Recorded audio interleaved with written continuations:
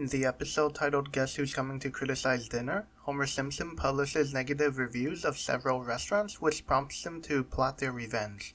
Here we are introduced to the pastry, La Bombe, containing over 1 million calories and 25 pounds of butter per square inch.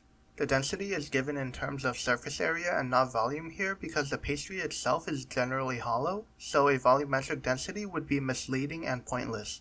Just like how housing floor plans are given in terms of area because thickness doesn't really matter and not something you can measure at a glance. From this clip we can approximate the length of the pastry to be the length of Homer's forearm and the height as 1/3 of that, or about 4 inches. Assuming the pastry is cylindrical because I can't be bothered to do more complicated math, we find that the pastry has a surface area of around 175 square inches, which is equivalent to a mass of 4,375 pounds. Homer is casually holding 2 moderately sized cards in his arms. And it gets better because he casually tosses his pastry.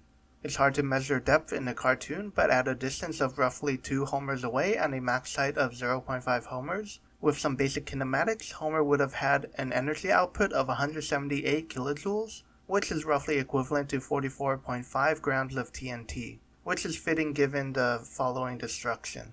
Also, 4,375 pounds of low-fat butter would contain over 10 million calories, which is much larger than the stated 1 million.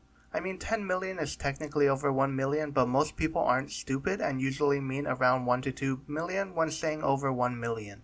That means they would have used extremely low-fat butter, so I guess Lisa was technically right.